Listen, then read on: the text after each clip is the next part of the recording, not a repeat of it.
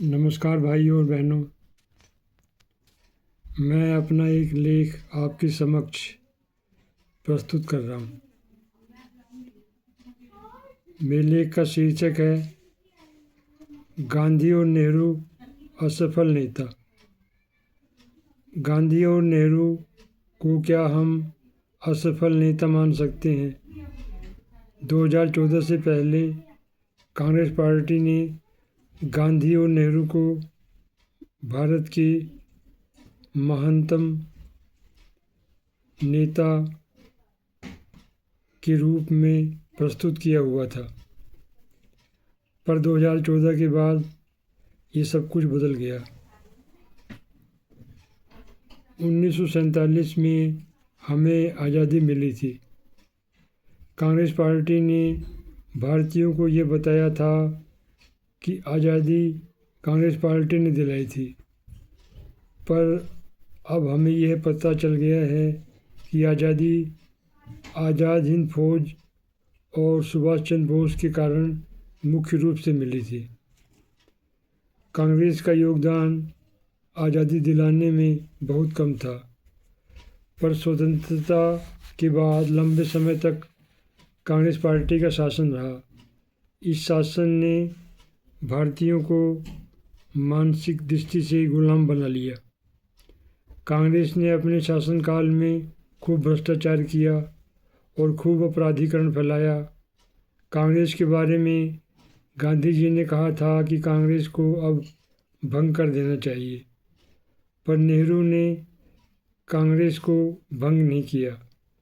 2014 तक कांग्रेस पार्टी पूरी तरह से अपराधियों और भ्रष्टाचारियों की पार्टी बन गई थी। 2014 के बाद भारतीय समाज में बहुत सा परिवर्तन हुआ। इस परिवर्तन ने भारत को सदा के लिए बदल कर रख दिया। अगर कांग्रेस पार्टी ढंग से विकास करती तो 1970 में ही भारत एक विकसित देश बन गया होता, पर भारत आज तक एक विकसित देश नहीं बना है। वैसे भारत में बहुत तेज़ी से विकास हो रहे हैं। आने वाले कुछ वर्षों में भारत की अर्थव्यवस्था बहुत ही श्रेष्ठतम हो जाएगी। आने वाले 10 सालों में भारत की अर्थव्यवस्था श्रेष्ठतम स्थान पर आ जाएगी। कांग्रेस भारत को तीसरे स्थान पर नहीं ला सकी, पर भाजपा भारत की अर्थव्यवस्था को तीसरे स्थान पर ले आई है। ये भारत की बहुत बड़ी उपलब्धि है। आज देश में 23 IIT हैं और 23 एम्स हैं। आज भारत तीसरा सबसे बड़ा रक्षा निर्यातक है। यह भी भारत की बहुत बड़ी उपलब्धि है। 2014 के बाद विज्ञान और अन्य क्षेत्रों में बहुत ही असाधारण विकास हुआ। जो विकास भाजपा ने किया है वो विकास कांग्रेस पार्टी भी कर सकती थी, पर कांग्रेस ने श्रेष्ठतम ढंग से भारत का विकास नहीं किया। कांग्रेस के सारे नेता असफल नेता हैं। लाल बहादुर शास्त्री को छोड़कर नोआखाली के दंगे भारतीय नेताओं की असफलता का बहुत बड़ा उदाहरण है। अगर भारतीय नेता सावधानी से निर्णय लेते तो नोआखाली के दंगों को रोका जा सकता था। गांधी जी ने जिद पकड़ ली थी कि वो विभाजन को नहीं होने देंगे, पर वो विभाजन को नहीं रोक पाए। इस तरह से हम ये समझ सकते हैं कि गांधी और नेहरू असफल नेता थे। इसी तरह से इंदिरा गांधी और राजीव गांधी भी असफल नेता थे। आज के नेता जैसे सोनिया गांधी, राहुल गांधी और भाजपा को छोड़कर अन्य सारी पार्टियों के नेता परम असफल नेता है। 1947 का विभाजन बहुत ही खतरनाक घटना थी। इस विभाजन ने विश्व का सबसे बड़ा नरसंहार कराया था।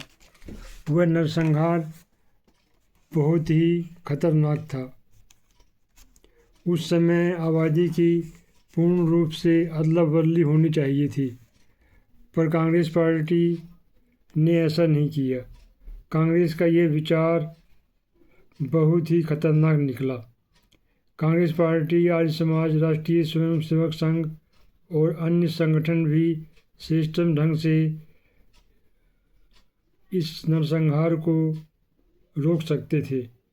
विशेष रूप से आर्य समाज तो बहुत ही सिस्टम संगठन है, पर आर्य समाज भी इस समस्या और नरसंहार को रोक नहीं पाया।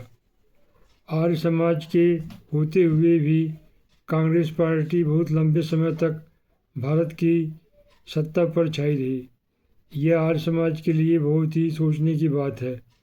उत्तर प्रदेश में भी योगी जी के होते हुए भी ईसाई मिशनरियाँ अपना घटिया धर्म प्रचार कर रही हैं। ये बड़े आश्चर्य की बात है। वैसे योगी आदित्यनाथ बहुत ही समझदार हैं, पर उनके होते हुए भी ईसाई मिशनरियाँ अपना कार्यक्रम बहुत आसानी से चला रही हैं। इस तरह मित्रों, भाइयों और बहनों, मेरा ये लेख समाप्त होता है।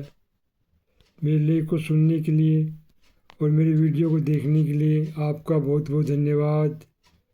नमस्कार, वंदे मातरम, भारत माता की जय। अगर आपको मेरा ये वीडियो पसंद आया हो, कृपया मेरे चैनल को सब्सक्राइब कर लें, लाइक भी कर दें, शेयर भी कर दें। भारत आगे बढ़ता रहे, भारत के लोग अमर रहें। जय हिंद।